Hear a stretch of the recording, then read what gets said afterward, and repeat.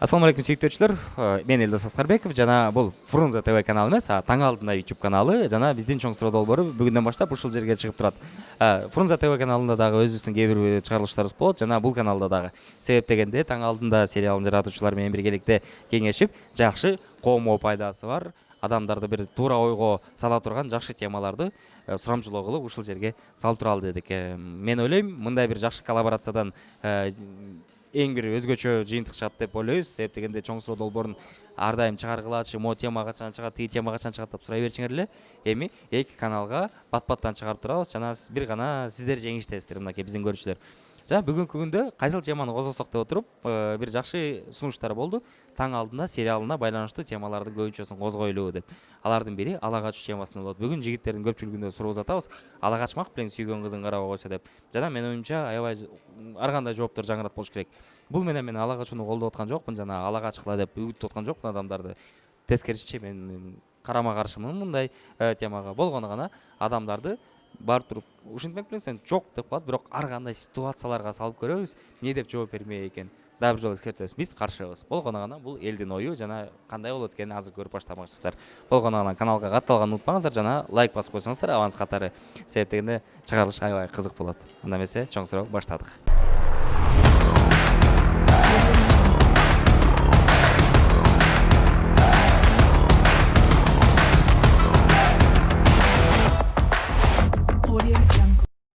Сүйүп көрдүң да жашоодо катуу? Сүйүп көргөм о. Взаимный сүйүү же карабай койду эле? Карабай койгондо ошол. Карабай койгон, Эми ушундай эле суроо, дагы ошентип катуу сүйүп калсаң, анан карабай койсо алып качат белең? Жок, уже сүйбөйм го дейм. Ол сүйбөйм, өмүр боюбу? Эми ал сүйүү өзү келет да. Жок, сүйүү өзү келет. Неге дегенде биз Кудай жаратканда, Кудай сүйгөнгө караганда биз адам баласын сүйүп атпайбызбы? Ошон үчүн ошол понятие бар.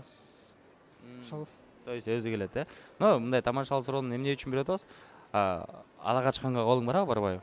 Барбайт. Совсем, Эгер закон бар, плюс кыздын көңүлү бар, балким ал башка бирөөнү сүйөт, балким просто өмүр бою бактысыз кылып коюшу мүмкүнсүң деген коркунучтар болот да. Ооба. Түшүнүктүү. Иши ала качканга жол жок, сүйүү өз жолу менен келет. Просто күтүп жүрүш керек, жанталашпай. Ооба, туура. Красавчик. Үй бүлөлүү адамсызбы? Жок. Бойдоксуз. Сүйлөшкөн кызыңыз барбы? Бар. Бар, Эми мындай элестетип эле көрөлү деп атам да. Ошол эле кызыңыз, азыр сүйлөшүп аткан кызыңыз менен жолугуп калдыңыз, сүйүп калдыңыз. Бирок ал кыз сизди карабай койгон болсо да убагындачы. Жакшы эле бала экенсиң, просто не в моем вкусе или башка бирдемке деп койсо, эмне кылмаксыз? Ала качмак белеңиз жокпу? Жок. Себеп? Сөгүн солобу? Болбойт, Боло берет. Боло берет. Көңүлү жок аттын көтөргөн курусунда көңүлү жок болгондон зачем? Эң туура сөздөр, Туурабы? Туура. Мен үчүн бул жапайчылык да. Көңүл менен бүт нерсе көңүл менен, даже дүркүрөгөн свадьбанын деле кереги жок, бүт нерсе көңүл. Көңүл менен иши адам экөө бири менен кеңешип. Кеңешкен бармак канабайт деби, кан чыкпайт деби, кандай? Ошо. Кыскасы ала качууга такыр жол жок. Жок.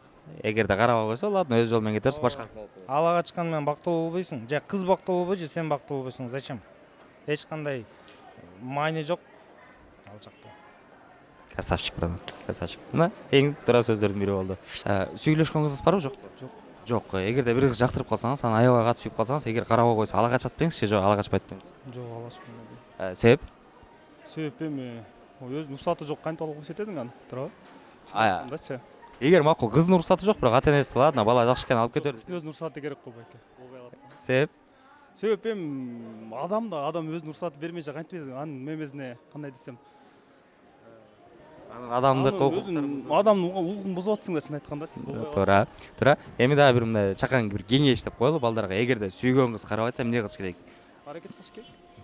Жүрөгүн багынтканга же башканы таап алганга? Болсо болду, болбосо кетириш керек го дейм да иши. Ооба. Жок, кыскасы ала качпайсыз, точно. Жок. Красавчик. Мындай суроо болот да, эгерде сени жактырып калган кызчы, аябай сүйүп калган кыз вообще карабай койсо, ала качат белең? Жок. Неге? Анын өзүнүн эрки да. Өзүнүн эрки, туура. Анан эгерде десең, ушунчалык сен андан башка кыз жакпайт, ма ушул кызды алып алсам уже мен крышам тайып калат деп атсаң дагы, сен мага жакпайсың, же болбосо сени мындай карабай койсо, ала качууга колуң барбайбы? Жок, барбайт. Вообще? Ооба. Красавчик. Эмне кылмаксың анын ордуна? Мени сүйгөн кызды алмакмын. Вообще красавчик. Ну эми андай айтсам. Иә. Мына айтканда шарттар болсо ала качам, мына айтканда өткөн болгондо. Смотрите, кыз жактырбай атат. Кыз кечирип кой, көңүлүм туура келбей калды, мен башка бирөөнү жакшы көрөм же ушундай. Бирок сен андан башка эч кимди ойлобой атасың. Шартка байланыштуу болгондо ошондо скорее всего 60% ала качмакмын, либо наоборот вообще ала качпай эле 60% 70% ладно кете бер, мен башкасын байкап көрөм демекмин. Андай айтсам, мына айтканда 50% 50% да. Мындай айтканда девушка мына айтканда сүйгөн жигити жок болсо ала качпканга аракет кылмакмын. А сүйгөн жигит бар болсо эми жок демекмин, ала качпай мейли жакшы бактылуу болду демекмин. Не барат эле просто ошо 50-50 дегенде аябай аракет кылып туруп сүйдүрүп алып көргөнгө. Бир ай, 2 ай артынан ухаживать этип чушкап анан кийин прям что-то не то, могу балада бирдеме бар окшойт деп хотя бы көңүл бурдуруп койгонго. Или все-таки туруп карабай коюп, все, бүктөш керек, алып кетиш керек. Жок, бүктөп алып кетишем, туура эмес болуп калат го. Ала качыш керексе өзгөчө отпойсуң 50/50 деп. Ну эми ал кандай айтсам. Ар кандай укуктур болот деп айтканда ситуациялар. Короче, сеники түшүнүксүз экен мындай. Возможно, ала качып да кетиши мүмкүнсүң, Возможно. Так что кыздар көрүп калам, могу жигитти жаттап калды. Если что, тийишип номер сураса жөнүнө койго дейсиңер, ала качып кетиши. Рахмат. Азыркы учурда сүйлөшкөн кызың барбы? Жок. Жок, Бир кызды катуу сүйүп көрдүң беле? Ооба. Карады беле? Караган ооба. Взаимно болуп эле просто тарап кеткен, Эми түшүнбөстүктөр болду ортодо, бирок Аха. Кудайым буйрса жакшы эле бар. Жакшы эле. Азыр элестетебиз, бир кызды жестко катуу сүйүп калдың, ал сени карабай койду. Ала качат белең жокпу? Жок. Себеп? Себеп анын көңүлү жок болсо, аны менен кандай жашоо болот ким билет. Туура, бир чети. Башка жолдор кандай? Багынтыштын мисалы. Эми кыздын көңүлүн алыш керек негизи, гүл берип көрүш керек. Колдон келген нерсени кылып көрүш керек. Сен кандай типтеги адамдардын катарына киресиң? Мында келдиң да чоң кыз аябай жагып калдың, тааныша албайды десе, жок деп койсо, таза кадланып алсың да бурулуп кетип калгандарданбы же бир-эки жолу дагы аракет кылып көрө тургандар? Ыйманына карайбыз. Ыйманына аракет кылган адамдарданбыз да, кетип калбайбыз. Кетип калбай, дагы жок десе эле ушу менен болду, жок болуп калбайт деп кичине аракет кылып көрүш керек, колдон келсе. Ала качууга көз карашың түбүн 180% жапжаман. Болбойт деген көз караштасың, ладно. Красавчик. Сүйлөшкөн кыздарыңар барбы, жокпу? Меники жок. Сеники жок, Эгерде бир кызды катуу сүйүп калсаң, карабай койсо, ала качат белең? Жок. Себеп?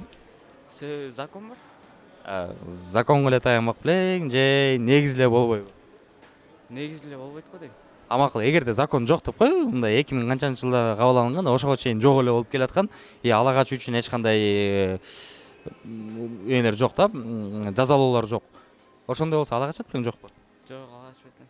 Себеп? Себеп болбойт да, ал эле бирөөнүн кызы да. Туура. Сизчи? Бар. Ала качпак белең? Жок. Сүйлөшкөн кызың барбы? Эгер ошо сүйлөшкөн кызың карабай койсо, ала качат белең? Элестет, мындай жөн эле туруп патриотизм эмес, мындай дегенчи, просто реально күн түн только ошо адамды ойлоп атасың, крышаңан кетпей анан карабай атат вообще эле. Рискнулбу. Рискнулбу? Эркекчи эле. Эркекчи. Сүйгөн кызың карабай койсо, ала качат белең? Братан, бул жериң что-то аша чабып кетти дейсиң. Эми сүйгөн кызыбыз карайт албетте. Жок, сени жактырып калган кыз деп кой, допустим, условно, тет жерде кетип бараткан кыз жактырып калдың. Артынан бир жума, 2 жума чуркадың, болушунча аракет кылып көрдүң. Такыр карабай койду, ала качат белең? Сүйгөн кызыбыз бар да. Элестет да эми. Жок, байке ала качпайт болчу. Ладно. Азыркы сүйлөшүп аткан кызың деп коелу, условно говоря, экөөң урушуп кеттиң, кийин көңүлүм калып кетти. Сенин атың ким? Бакай. Бакай. Бакай. Бакай, сенден көңүлүм калып кетти, болду, жолоого мага келбе, чалба, ары бери деп атса эле сен унута албай крышаң тайып атасың. Ала качасың? Ооба, Эркекчи. эркекчи. Соттолуп кетсеңчи? Соттолуп билбейм, карабайм, бирок чыныгы сүйүү, ортобузда сүйүү бар. Ошо сүйүүгө ишенем, соттолбойбуз деп. Элестет коюп, сүйүү сенде эле калып калды, жакты өчүп калды деп атат мына мен. Калбайт, болду, Бакай, болду, келбе деп атат. Ошондой ситуация болсо ала качасыңбы? Жок, андай болсо жок. Ала качпайсың, экөөңөрдө тең бар, просто мындай для галочки ырымдап коюш керек болсо, же болбосо жанагындай эки жактын ата энеси макул, экөөң макул болуп атсаң, ала качты кылып алып келип койгонго макул элесиң. Ага макул. Ага макул, но ни в коем образе деген көңүл жок болсо ала качпайсың. Чисто достойно да байке биякта өткөрүшчү. достойный кечирүүгө. Все, түшүнүктүү, красавчик. Чоң рахмат. Ассалому алейкум сүйүктүүчүлөр, мен Элдос Аскарбеков. Жана бул таң алдында YouTube каналы. Эсиңиздерде болсо биздин Чоң Суроо долбоорубуз ар дайым Фрунзе ТВ каналына чыгып жүрчү, жана дагы да чыга берет. Бирок бүгүндөн баштап таң алдында YouTube каналында дагы жакшы бир сонун сурамжылоолор чыгарабыз. Эмне себептен? Себеби биздин көпчүлүк темаларыбыз акыркы учурда аябай кооптуу, аябай коомго маанилүү темаларды козгой баштаган үчүн таң алдында сериалдын жаратуучулары биздин ар дайым мындай кызматташып келген жана сыйлашып берген байкелерибиз кеңешип отуруп ушундай бир чечимге келдик. Бүгүндөн баштап буюрса таң алдында YouTube каналында ушундай биздин сурамжылоолор чыгып турат жана ал сурамжылоолорубуз таң алдында сериалынын көпчүлүк темаларына байланыштуу жана анча-мынча андан сырткары дагы бирок ошончолук эле маанилүү темаларды козгоп турабыз. Кыскача айта турган болсок, аябай терең ойлончу теманын баары ушул жерде сурамжылоолор болуп кирип турат. 2 күндүн биринде, 3 күндүн биринде айтор жетишкенибизге байланыштуу. А бүгүн болсо эң эле алгач темабыз ушундай болуп жатат.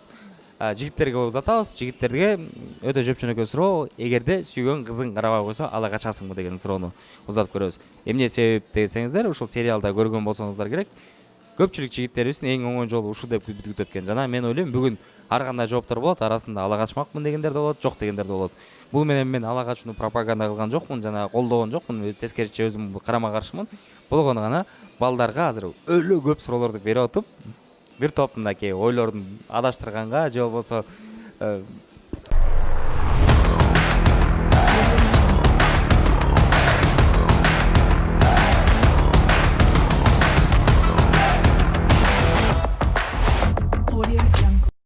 мынакей достор, өзүңүздөр уккандай, өзүңүздөр көргөндөй 85-90% адамдар албетте ала качпайбыз дейт. Бул туура эле нерсе. Бир 10% ала качабыз деп окшойт. Ал деле себеби бар. Тамашалап, ар кандай шарттар менен, ар кандай жолдор менен деп мынакей айтып койсок болот. Иш кылып айтышты. Жана ал ойду силер мындай кекиртектен кармагандай кылбаңыздар. Болгону гана алардын ою. Главный ар бирибиз мынакей коомдо биз эмнеге үйрөнөбүз? Мындай адам укуктары жакшы корголсо экен дейбиз, жана эң башкысы өзүбүздүн оюбуз менен жашасак экен дегенбиз. Эл эмне дейт? Анан мынтип койсом тигилер эмне деп болду экен деген сыяктуу ойлорду четтетип туруп, өзүңүздөрдүн оюңуздар, өзүңүздөрдүн позицияңыздар болуш керек. Бүгүнкү биздин жигиттердин позициясы ушундай болду. Көпчүлүк ала качууга каршы экен жана түшүнүгү туура экен десек болот. Бул менен биз чыгарылышты жыйынтыктайбыз жана сиздерден бир чакан суранычыбыз бар. Таң алдында сериалын көргөн болсоңуздар, ошол жерден кайсыл жакшы бир тема эсте калган болсо, ылдыйда комментарийга толтуруп жазсаңыздар, биз арасынан эң көп лайк алган темаларды сөзсүз түрдө чыгармакчыбыз. Мен Элдос Аскарбеков, Чоң Суроо долбоору, көрүшкөнчө сак саламат калыңыздар.